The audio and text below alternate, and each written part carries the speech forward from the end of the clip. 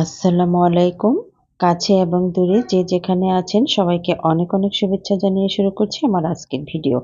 আজকে রান্না করব জামালপুরের ঐতিহ্যবাহী খাবার পিঠালি বা মিল্লি যেটাই বলেন না কেন, তরকারিটা কিন্তু খেতে ভীষণ মজা। তো চলুন এবার চলে যাই মূল রেসিপিতে। এখানে নিয়েছি আমি ১ কেজি পরিমাণে মাংস, হাড়, মাংস, চর্বি সবকিছু মিলিয়ে নিয়েছি। আর দিয়েছি পেঁয়াজ কুচি, মরিচ, হলুদ, রসুন বাটা, কাঁচামরিচ বাটা দিয়েছি, আবার লাল মরিচের গুঁড়াও দিয়েছি। আর দেখতেই পেলেন যে সবগুলো মসলা আমি এক এক করে দিয়েছি। এলাচ, দারচিনি, তেজপাতা, গোলমরিচ, তারপর কিছু সেদ্ধ আলু। যেহেতু ১ কেজি পরিমাণে মাংস নিয়েছি সেখানে আমি হাফ কেজি পরিমাণে আলু দিয়েছি। আলুটা সেদ্ধ করে মাংসের সাথে একদম মিক্সড করে মাখিয়ে নিয়েছি। আর কিছু পেঁয়াজ বেরেস্তা দিয়ে সবগুলো এখন ভালো করে মিশিয়ে নিয়ে পরিমাণ মতো পানি, মানে পানির পরিমাণটা একটু বেশি করে দিতে হবে, যেহেতু পিঠালির তরকারি পানিটাই একটু বেশি লাগবে।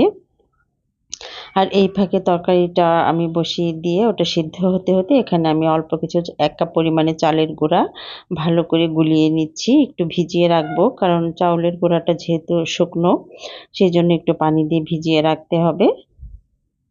আর এদিকে আমার তরকারিটা আস্তে আস্তে সেদ্ধ হচ্ছে। যেহেতু গরু মাংস সেদ্ধ হতে একটু সময় লাগে, তাই আমি আস্তে আস্তে মাংসটা সেদ্ধ করে নরম করে নিতে হবে। এখানে আস্তে আস্তে একটু সেদ্ধ হবে, একটু সময় লাগবে, যেহেতু পিঠালির তরকারি রান্না করতে প্রায় ঘন্টাখানিক সময় লেগে যায়। একটু নেড়ে চেড়ে আবারও ঢাকনা দিয়ে ঢেকে মাংসটা সেদ্ধ করে নেব, কারণ আমার ঘরের সবাই একদম নরম মাংস খায়।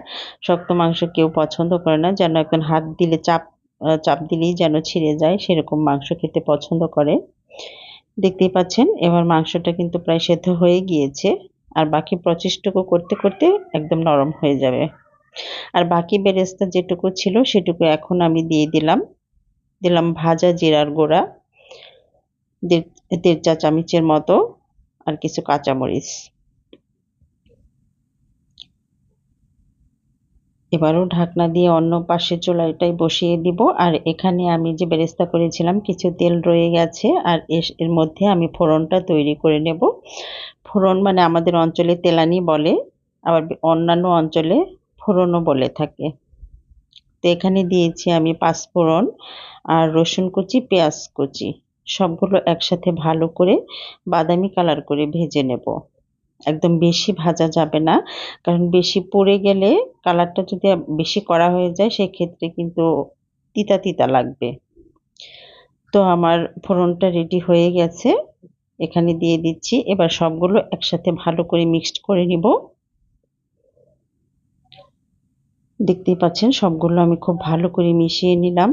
আর এখন দিয়ে দিলাম সেই ভিজিয়ে রাখা চালের গুঁড়াটা। দেওয়ার সাথে সাথে কিন্তু ভালো করে নাড়াচাড়া দিতে হবে, তা না হয় কিন্তু গোটা গোটা হয়ে যাবে, মানে চালের গুঁড়িটা জমাট বেঁধে যাবে।